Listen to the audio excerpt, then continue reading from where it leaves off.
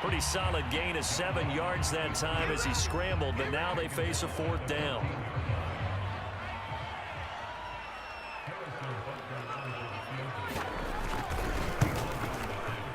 Butker's kick here is good. And the Vikings have a 3-0 lead.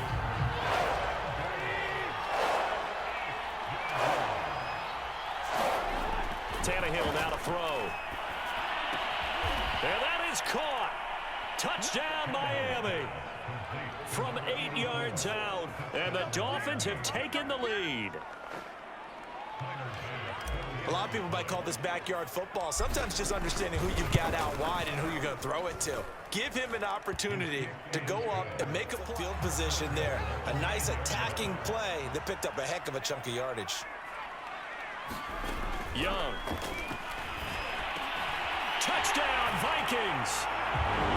Dalvin Cook in the final seconds of the first half. And the Vikings are going to retake the lead. CD, it seemed like they were so focused on the guys out wide, they forgot about him out of the backfield. That's a really good point because you've got to communicate, and oftentimes when you start counting receivers, that's exactly what you do. You start from the widest receiver, work your way inside. Who gets lost sometimes? The back in the backfield. That's exactly what happened there. And he got into the end zone. 3. He was unable to shake free there, and they'll cover him for a loss of a yard. To throw again on 2nd down. Tannehill being chased out left. Here's Fuller with a catch. And all the way in for a Miami touchdown. Will Fuller, 33 yards. And the Dolphins are once again going to retake the lead. Here's Bass now for the extra point. And this is no good. It's a missed extra point. Boy, in a tight game, how important might that turn out to be here as the second half rolls? Brandon, that's just football 101. If you're out of the pocket, you've got to get rid of the football in this situation. You cannot take a sack in a 2-minute drill. Butker's kick here is good. And that will tie this game here in the final minute of play. So a big kick to get this back to even. Yet now the worry is, did you leave too much time on the clock? Because another field goal the other way, that does you in. You're exactly right. You didn't get into overtime yet. So now as a defense, you've got to think to yourself, you can't play prevent defense and just give up big chunks of yardage in front of you. But you also can't let anyone behind you. So you sit right on the line between the two, play the best defense you can, and not make it easy for them to move the ball downfield. The Dolphins at the line ready for their next drive. They've got work to do, but they do still have a bit of time here. And they've got to feel comfortable with that, but they have all their play sequences called.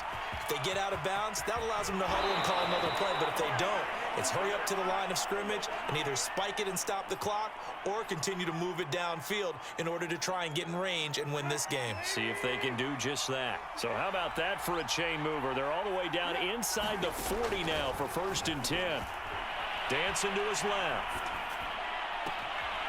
Toward the sideline, and look at that catch. Dragging the toes, and that's going to be a 1st down. Well done. Now the defense going to use the first of their timeouts as they get it with 26 seconds to go in the football game. They'll run it with Williams. And that's a touchdown as they've broken our tie here in the final minute of the 4th.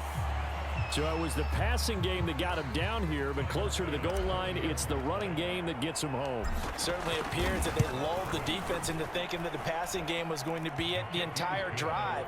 Nice change up there going to the running game to get them over the goal line. Extra point by Bass, up and good. And they will take a 7-point lead. Taking it about the 1. And a nice return sets him up pretty good here right at the 30-yard line.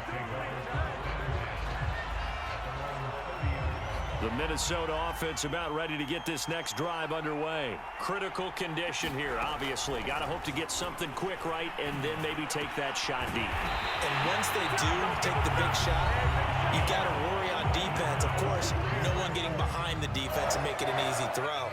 But nowadays, it's not just the ball being tipped in the air and people in the end zone in a cluster. It's that guy that's short of the end zone who comes up and ends up making the play because he goes unguarded. So there's a lot to think about if you're playing defense in this situation. We'll see if they can cover all their bases. Now a desperation throw deep downfield. And this is dropped. Oh, it's incomplete. He had a big gainer in his sights, but he could not reel it in. Devin Hester, the intended receiver. And now it's second down.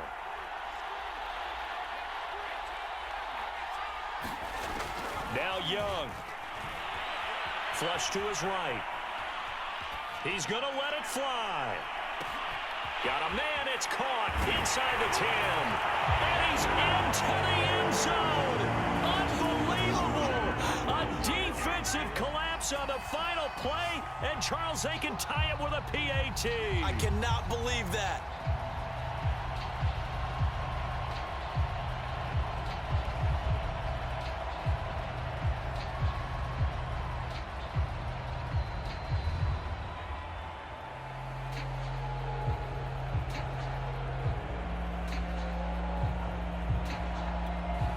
Now for the all-critical extra point.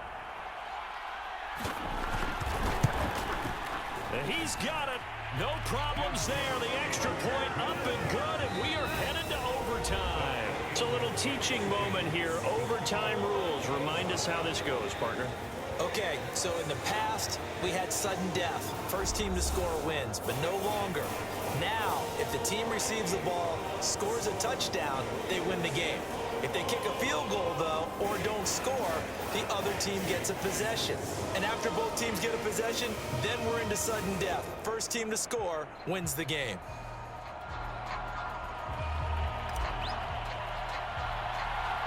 So a tie ball game here as the kick's away.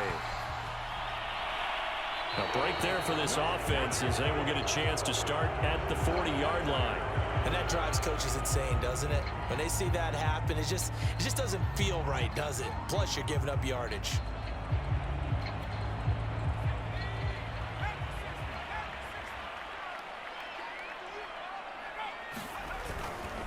Now a run with Cook.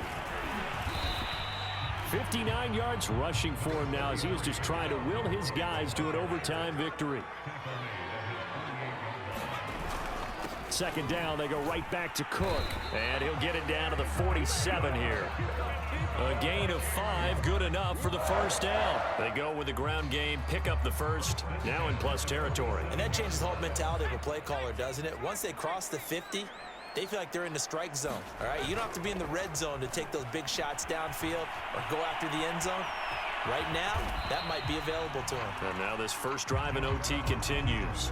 He'll get 5 out of the scramble. It's second down. Looked at me like they adopted what my kindergarten teacher always said. If at first you don't succeed, try again. And finally, able to hold him in check. He'd been carving him up running the ball. That's the first time I think I've seen where the coverage was good downfield and they accounted for him and stopped him for a short pickup. Yeah, I don't think it was a big adjustment, but much more emphasis on making sure they knew where he was when he decided to take off and go.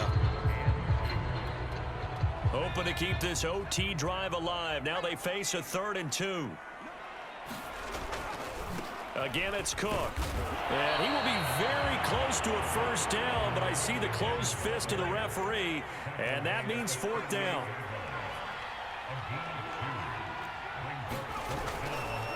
Running for it, here's Cook. And he will have a first down as they get him to the ground at the 37. They only needed a few.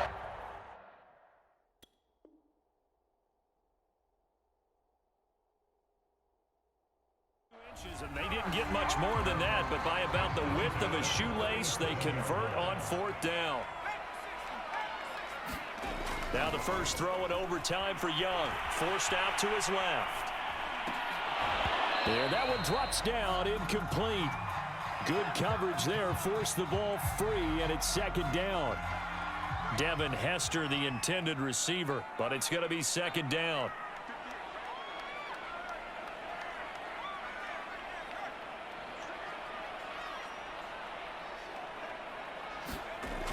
Here is Young. Flushed out right. Oh, he's got Hester complete. And he's into the end zone for the touchdown and the game winner in OT. So the game-winning touchdown came through the air in